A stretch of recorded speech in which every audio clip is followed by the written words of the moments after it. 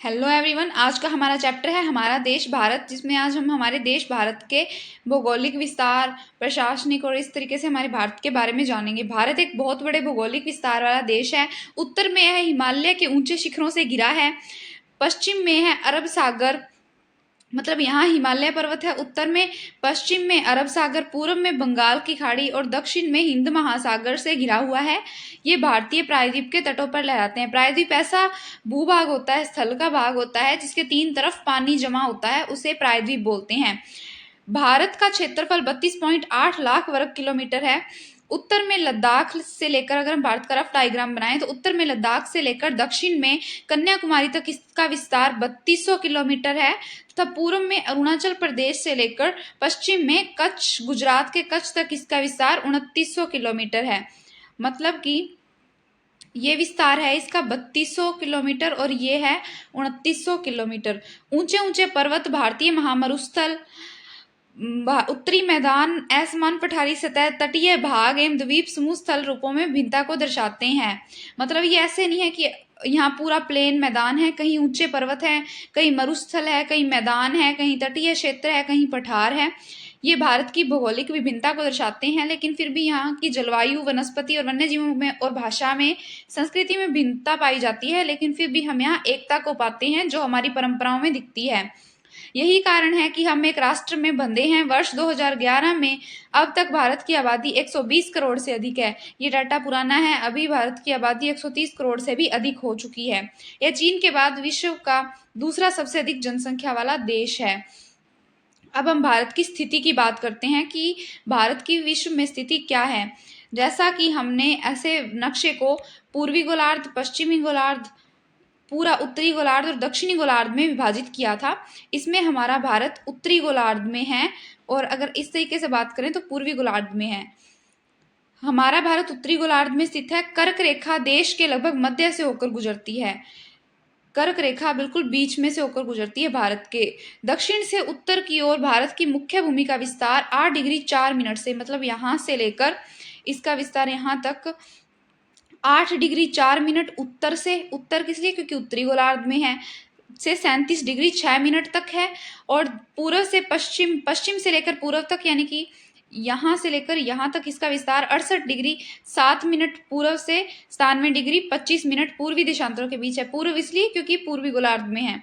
अगर हम विश्व को पूर्वी एवं पश्चिमी गोलार्ध में बांटते हैं तो भारत की स्थिति होगी पूर्वी गोलार्ध में।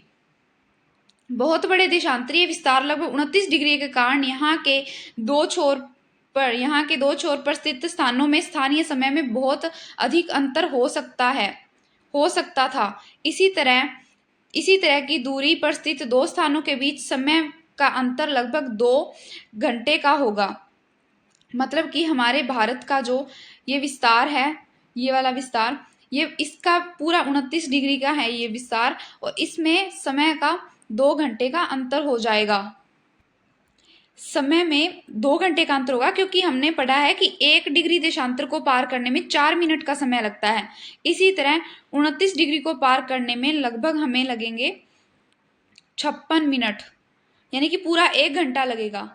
पूरा 2 घंटा लगेगा, 1 घंटे 56 मिनट लगेंगे हमें जो 29 डिग्री देशांतरों को पार करने में। इसीलिए भारत के जो पूर्वी समय में और पश्चिमी समय में लगभग 2 घंटे का अंतर आ जाएगा। यहाँ 2 घंटे पहले सूर्योदय होगा, जबकि वहां पे 2 घंटे बाद होगा, क्योंकि हमारी पृथ्वी पश्चिम से पूर्व की ओर घूमती है। पश्चिम में गुजरात की अपेक्षा पूर्व में अरुणाचल प्रदेश में सूर्योदय लगभग 2 घंटे पहले होता है। हम पढ़ चुके हैं कि 82.5 डिग्री है जो भारत की स्थानीय समय रेखा है। मतलब भारत के बिल्कुल मध्य से एक देशांतर रेखा यहाँ से होकर गुजरती है जो 82.5 डिग्री है। इसी से हमारा भारत का स्थानीय समय तय होता है, जिससे हमारे देश में यही समय मान्य रहता है। अगर आपकी घड़ी पर 5:30 बजे हैं तो इसका मतलब इस देशांतर पर 5:30 बज रहे हैं, और इसी के अकॉर्डिंग पूरे देश का समय निर्धारित होता है। ये बात हम पढ़ चुके हैं। इस याम्योत्तर को भारत का मानक याम्योत्तर कहा जाता है। इसे भारत का मानक याम्योत्तर कहा जाता है। हमारा भारत का जो अक्षांशीय और देशांतरीय विस्तार है वो इतना अधिक नहीं है, इसलिए हमारे लिए एक टाइम जोन बहुत है। लेकिन जो बड़े देश होते हैं जिनमें पूर्व से पश्चिम तक बहुत बड़ा विस्तार होता है, उनमें एक मानक समय जो होता है बहुत कम होता है, क्योंकि इस हिसाब से अगर मान लीजिए किसी में बहुत ज़्यादा अंतर है तो उनके बीच अगर 5 घंटे का अंतर आ रहा है पूर्व और पश्चिम में, इसी कारण उन्हें बहुत सारे टाइम जोन डिसाइड करने पड़ते हैं। इसी कारण संयुक्त राज्य अमेरिका में 7, कनाडा में 6 मानक समय है। और जो रूस जो है वो यूरोप और एशिया में फैला हुआ है और इसी कारण वहां पे लगभग 11 टाइम जोन्स हैं। अब हम बात करते हैं एक बार मैप की। ये हमारे भारत का नक्शा है। इसमें यहाँ से होकर 82.5 डिग्री लाइन गुजरती है जिससे हमारे पूरे देश का समय निर्धारित होता है। और जो कर्क रेखा है वो भारत के बिल्कुल मध्य से होकर गुजरती है। भारत के उत्तर में हिमालय पर्वत, पश्चिम में अरब सागर, पूर्व में बंगाल की खाड़ी और दक्षिण में हिंद महासागर है जो इसकी जलीय, और इसे बोला जाता है भारतीय प्रायद्वीप क्योंकि ये 3 तरफ से पानी से घिरा हुआ है। और हमारे भारत का जो विस्तार है 8 डिग्री 4 मिनट से 37 डिग्री 6 मिनट है। इसी तरीके से हमारे भारत का विस्तार है। अब हम बात करते हैं हमारे नेक्स्ट टॉपिक की। अब है भारत के पड़ोसी देश, मतलब हमारा भारत किन किन से अपनी स्थलीय सीमा साझा करता है। 7 देशों की स्थलीय सीमा इसकी सीमाओं से जुड़ी हुई है। मतलब भारत के 7 पड़ोसी देश हैं जिसमें पाकिस्तान, अफगानिस्तान की थोड़ी सी सीमा यहाँ लगती है, अफगानिस्तान, चीन, नेपाल, भूटान, म्यांमार और बांग्लादेश, इनके साथ भारत अपनी स्थलीय सीमा साझा करता है। लेकिन भारत में श्रीलंका भारत के साथ और मालदीव भी 2 इसके जो जलीय पड़ोसी देश हैं जो मतलब पानी में स्थित है, समुद्र में स्थित है। इनमें से कौन कौन से देश है जिनकी सीमाएं समुद्र से नहीं जुड़ी हुई? देश दक्षिण में समुद्र में स्थित 2 द्वीप श्रीलंका और मालदीव भी हमारे पड़ोसी देश हैं। पाक जल संधि भारत को श्रीलंका से अलग करती है। भारत और श्रीलंका के बीच एक जल संधि है यहाँ जिसे पाक जल संधि बोला जाता है, जिसके बारे में हम ऑलरेडी पढ़ चुके हैं। अब है भारत का राजनीतिक एवं प्रशासनिक विभाजन, मतलब भारत में कितने राज्य और कितने केंद्र शासित प्रदेश हैं। भारत एक विशाल देश है। प्रशासनिक क्रियाकलापों के लिए 28 राज्य है और 8 केंद्र शासित प्रदेशों में इसको विभाजित किया गया है। भारत की राजधानी जो है वो है दिल्ली। राज्यों का निर्माण मुख्यतः भाषाओं के आधार पर हुआ है। भारत में लगभग जितने राज्य बने हैं वो भाषाओं के आधार पर बने हैं। ये हमारे भारत का नक्शा है जिसमें 28 राज्य हैं और 8 केंद्र शासित प्रदेश हैं। जो हमारे अंडमान निकोबार द्वीप समूह और लक्षद्वीप हैं जिनके बारे में हम आगे पढ़ेंगे, ये केंद्र शासित प्रदेशों के ही अंतर्गत आते हैं। ये हमारे भारत का नक्शा है। अब हम बात करते हैं हमारे भारत के भौतिक विभाजन की, मतलब इसमें कौन कौन सी स्थल आकृतियां पाई जाती है, जो भौतिक आकृतियां पाई जाती है। भारत में पाई जाने वाली भौतिक आकृतियां विभिन्न प्रकार की हैं। पर्वत, पठार, मैदान, तट और द्वीप समूह। उत्तर में बर्फ से ढका हिमालय संतरी का कार्य करता है। हिमालय का मतलब क्या होता है? हिम होती है बर्फ, आलय का घर होता है रहने का, सान्या घर होता है आलय का मतलब। इस प्रकार से हिमालय का अर्थ होता है बर्फ का घर। हिमालय पर्वत को 3 मुख्य समानांतर श्रेणियों में बांटा गया है। समानांतर मतलब बिल्कुल ऐसे जिनके बीच का अंतर समान हो, 3 प्रमुख श्रेणियों में बांटा गया है। इसमें सबसे उत्तर में स्थित श्रृंखला को बृहत हिमालय कहते हैं जो सबसे ऊपर स्थित है, उसे हिमाद्री बोला जाता है। उसके बाद है मध्य हिमालय या हिमाचल, उसके बाद है शिवालिक। जो बृहत हिमालय है उसमें विश्व की सबसे ऊंची पर्वत ऊंची शिखर है। मध्य हिमालय हिमाचल हिमाद्री के दक्षिण में स्थित है। बहुत सी लोकप्रिय पहाड़ियां यहाँ स्थित है। 5 पहाड़ी स्थानों के हम डिस्कस करेंगे। शिवालिक सबसे दक्षिण में स्थित श्रृंखला है हमारे जो हिमालय पर्वत की। अब हम एक बार इसको नक्शे में देख लेते हैं। ये है हमारा भारत और यहाँ ये जो श्रेणियां दिख रही है ये हिमालय की श्रेणियां हैं जिसमें सबसे ऊपर है हिमाद्री, उसके बाद है मध्य हिमालय, उसके बाद है शिवालिक। यहाँ ऊंची ऊंची पर्वत श्रेणियां हैं और यहाँ जो ऊपर जो रूस है वहां से आने वाली या साइबेरिया से आने वाली ठंडी हवाओं से हमारी रक्षा करता है, इसलिए संतरी का कार्य करता है ये हमारे लिए। इसके बाद है हिमालय के दक्षिण में भारत का उत्तरी मैदान है। हिमालय के दक्षिण में भारत का उत्तरी मैदान स्थित है। ये मैदान समतल तथा सपाट है, मतलब बिल्कुल प्लेन है। ये मैदान सिंधु, गंगा, ब्रह्मपुत्र तथा इसकी सहायक नदियों द्वारा लाए गए जलोढ़ निक्षेपों से बना है। नदियों के ये मैदान कृषि के लिए बहुत उपजाऊ होते हैं। यही कारण है कि इन मैदानों में जनसंख्या अधिक पाई जाती है। जो नदियां मैदान निर्मित करती है, वो हर मतलब अपने साथ नई मिट्टी बहाकर लाती है और अपनी मिट्टी को अपने किनारों पर जमा करती है, जिससे वहां हर बार नई नई मिट्टी जमा होती है और वहां जलोढ़ मैदानों का निर्माण होता है। ये जलोढ़ मैदान बहुत जो उपजाऊ होते हैं क्योंकि बिल्कुल नई मिट्टी से बने होते हैं। अब हम बात करते हैं जलोढ़ निक्षेप होते क्या हैं। जलोढ़ निक्षेप जो होते हैं वो बहुत महीन मिट्टी होती है जो नदी बेसिन द्वारा निक्षेपित कर दी जाती है नदी बेसिन में। सहायक नदी जो होती है वो एक नदी में जो छोटी छोटी नदियां आकर मिलती हैं या कोई भी नदी आकर मिलती है उसे उसकी सहायक नदी बोला जाता है, जो मुख्य नदी में आकर मिलती है और अपने जल को मुख्य नदी में विसर्जित करती है।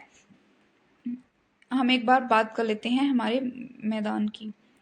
ये हमारा हिमालय है, इसके दक्षिण में है मैदान जिसमें गंगा, यमुना और ब्रह्मपुत्र नदी और सिंधु नदी द्वारा निर्मित एक मैदान है। ये बहुत उपजाऊ है, यहाँ हमारे देश की सबसे अधिक जनसंख्या निवास करती है क्योंकि हमारे देश जो है वो कृषि पर निर्भर है हमारे देश, और इसी कारण से वहां सबसे अधिक जनसंख्या निवास करती है। भारत के पश्चिम में यानी कि यहाँ शुष्क महामरुस्थल है। यह शुष्क गर्म रेतीला स्थल है, यहाँ वनस्पति बहुत कम मात्रा में है, बारिश भी बहुत कम होती है। उत्तरी मैदानों के दक्षिण में प्रायद्वीपीय पठार स्थित है।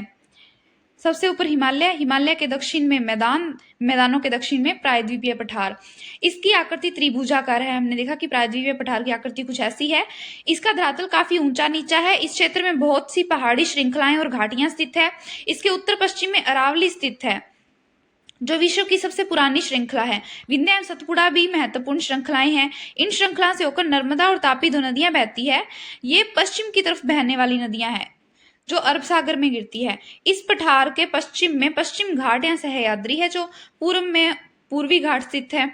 पश्चिम घाट का विस्तार एक समान है, मतलब पश्चिम घाट ऐसे पूरा है लगातार, जबकि पूर्वी घाट है वो बीच में टूटा फूटा हुआ है क्योंकि जो बहुत सारी नदियां बंगाल की खाड़ी में गिरती है उन्होंने उसे तोड़ रखा है बीच बीच में से। इन पठारों में कोयला और लोहे अयस्क की प्रचुरता पाई जाती है। अभी एक बार हम इसको नक्शे में देख लेते हैं। यहाँ हमारा महामरुस्थल है और अरावली श्रेणी, विंध्य और सतपुड़ा श्रेणियां हैं। जो बाकी सारी नदियां हैं, महानदी, गंगा नदी, गोदावरी, कृष्णा और कावेरी, ये सारी नदियां बंगाल की खाड़ी में अपना जल गिराती है। लेकिन दो नदियां जो कि नर्मदा और तापी है वो अरब सागर में अपना जल गिराती है, और जो सतपुड़ा और विंध्य की जो घाटी में से होकर बहती हैं। ओके, और ये जो है हमारा प्रायद्वीपीय पठार है जिसमें बहुत सारे खनिजों की प्रचुरता पाई जाती है। यहाँ कुछ पर्वत हैं, कुछ पर्वत चोटियां हैं जिन्हें पूर्वी घाट और पश्चिमी घाट कहा जाता है। पूर्वी और पश्चिम घाट के यहाँ किनारे पर तटीय मैदान है। याद रखना, घाट में और मैदान में बहुत अंतर है। तटीय मैदान बिल्कुल किनारे पर है, जबकि घाट कुछ जगह छोड़कर आगे में मुख्य भूमि स्थित है। इसी तरीके से पश्चिम घाट के पश्चिम में, यानी कि ये हमारा पश्चिम घाट है, इसके पश्चिम में और पूर्वी घाट के पूर्व में तटीय मैदान स्थित हैं। पश्चिम तटीय मैदान काफी पतले हैं, लेकिन पूर्वी तटीय मैदान काफी चौड़े हैं। वहां पूर्व की ओर बहने वाली कई नदियां हैं। महानदी, गोदावरी, कृष्णा और कावेरी बंगाल की खाड़ी में अपना जल गिराती हैं। ये नदियां अपने मुहाने पर उपजाऊ डेल्टा का निर्माण करती हैं। डेल्टा जो होता है वो नदी बहुत सारा अपने साथ कंकड़ पत्थर लेके आती है, जैसे वो समुद्र में जब मिलती है तो वो समुद्र के पास जमा कर देती है, जिससे वहां पे डेल्टा बन जाता है। बंगाल की खाड़ी में गंगा ब्रह्मपुत्र के मुहाने पर सुंदरवन का डेल्टा स्थित है। अभी हम बॉक्स देख लेते हैं, बॉक्स में क्या लिखा हुआ है। गंगा एवं ब्रह्मपुत्र नदियां विश्व के सबसे बड़े डेल्टा का निर्माण करती है, जो सुंदरवन का डेल्टा है, जिसका नाम डेल्टा ये डेल्टा त्रिभुजाकार है। डेल्टा वो होता है जब नदियां समुद्र में मिलती हैं, ये समुद्र है, और कोई नदी आकर समुद्र में मिल रही है तो वो यहाँ पे कुछ अपने साथ लाया हुआ अवसाद जमा कर देती है, जिससे वहां पे डेल्टा का निर्माण होता है। ये नदी के मुहाने पर बनता है। नदी का मुहाना होता है जहां नदी समुद्र में प्रवेश करती है। हमने जैसे देखा कि बहुत सारी लड़कियों के नाम, जो नदियों के नाम है वो लड़कियों के नाम पर होते हैं, जैसे यमुना, मंदाकिनी और कावेरी। और ऐसी और भी बहुत सारी नदियों के नाम हैं जो लड़कियों के नाम पर होते हैं, जैसे नर्मदा, कृष्णा, और भी ऐसी बहुत सारी नदियां होती है जिनके नाम लड़कियों के नाम पर रखे जाते हैं। ऐसा क्यों होता है?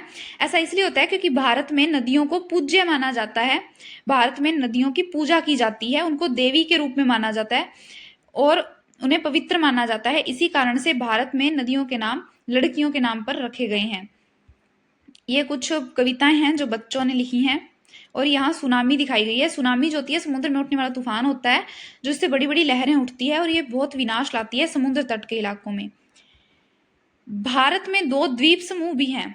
हमने देखा ना कि भारत में यहाँ अंडमान निकोबार द्वीप समूह, यहाँ अंडमान निकोबार द्वीप समूह है और यहाँ लक्षद्वीप है, यहाँ लक्षद्वीप है और यहाँ काफी फैले हुए अंडमान निकोबार द्वीप समूह हैं। लक्षद्वीप द्वीप समूह, लक्षद्वीप द्वीप समूह अरब सागर में स्थित है। हमने देखा पश्चिम में अरब सागर है, पूर्व में बंगाल की खाड़ी है, तो लक्षद्वीप है अरब सागर में स्थित है और केरल तट से कुछ ही दूरी पर स्थित है। प्रवाल द्वीप है, हम जानेंगे कि प्रवाल क्या होता है। अंडमान एवं निकोबार द्वीप समूह भारत के दक्षिण पूर्वी दिशा में बंगाल की खाड़ी में स्थित है।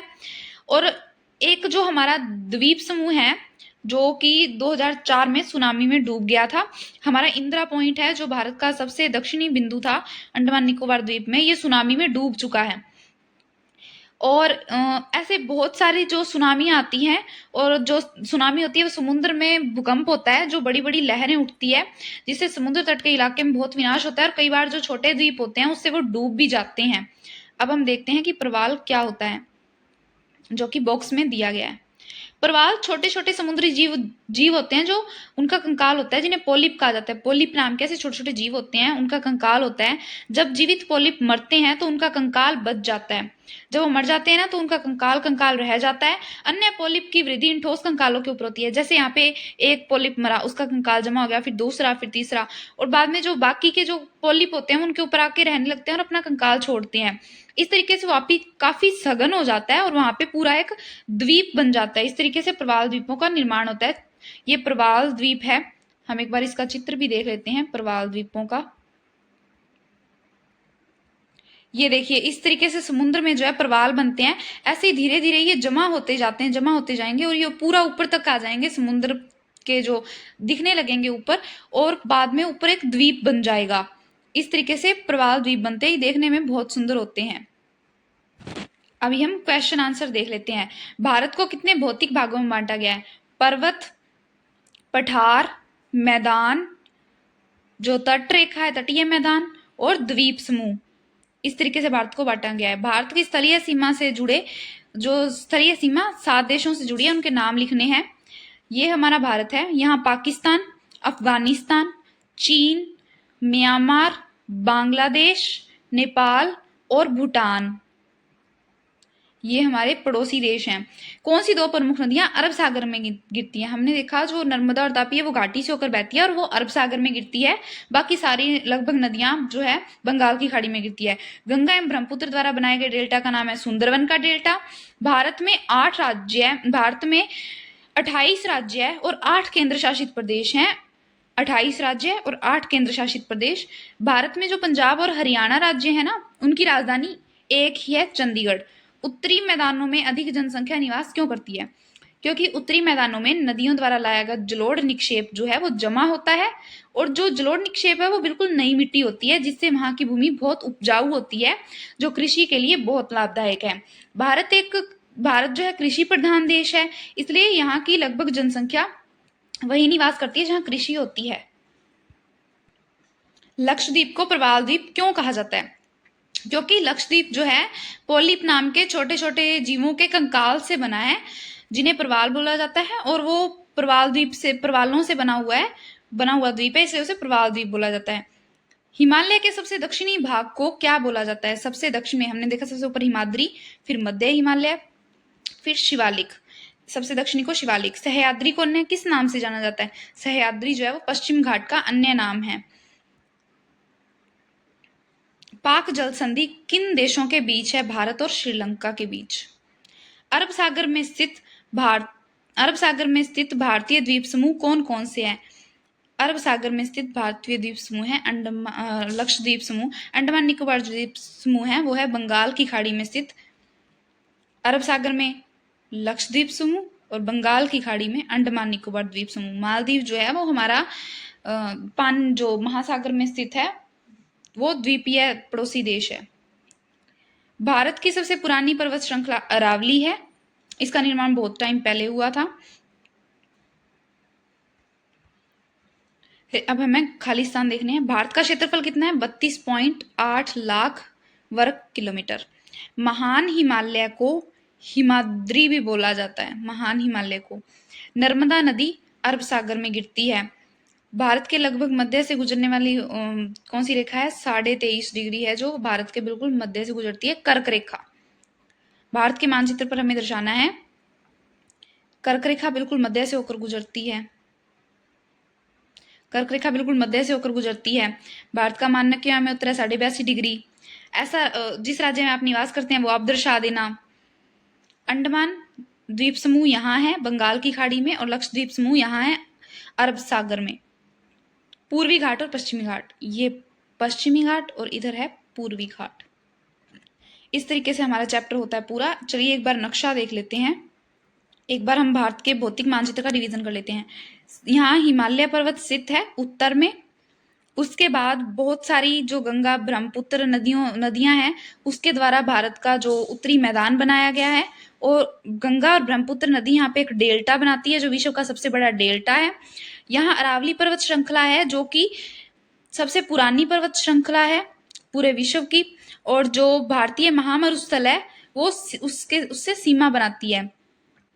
विंध्य और सतपुड़ा पर्वत श्रेणी में से होकर नर्मदा और तापी नदियां बहती है जो घाटी में बहती हैं, और मध्य में हमारा है प्रायद्वीपीय पठार जो कि खनिजों के लिए बहुत मुख्य क्षेत्र है, यहाँ बहुत सारे खनिज मिलते हैं। महानदी गंगा, गोदावरी, कृष्णा और कावेरी नदियां बंगाल की खाड़ी में अपना जल गिराती हैं, जबकि नर्मदा और तापी नदियां अरब सागर में अपना जल गिराती हैं। यहाँ पश्चिमी घाट है जो कि टूटा फूटा हुआ है, क्योंकि ये देखो नदियां ने यहाँ से बीच में से तोड़ दिया, बाद में गोदावरी नदी ने तोड़ दिया, कृष्णा नदी ने तोड़ दिया और कावेरी नदी ने तोड़ दिया, इसी कारण से ये टूटा फूटा है। जबकि जो पश्चिमी घाट है वो बिल्कुल सतत है, उसको किसी ने तोड़ा क्योंकि यहाँ से कोई नदी इधर नहीं जाती। भारत का ढलान जो है वो इधर की तरफ है, इसलिए पूर्वी घाट टूटा फूटा हुआ है, लेकिन पश्चिमी घाट बिल्कुल सतत है। पश्चिमी घाट के पश्चिम में तटीय मैदान है और पूर्वी घाट के पूर्व में जो है तटीय मैदान है। यहाँ श्रीलंका है, ये लक्षद्वीप समूह है जो हमारे द्वीप समूह है, यहाँ अंडमान निकोबार द्वीप समूह है, यहाँ चीन है, नेपाल, भूटान, बांग्लादेश, म्यांमार, पाकिस्तान और ऊपर है अफगानिस्तान। ये हमारे भारत का भौतिक मानचित्र है।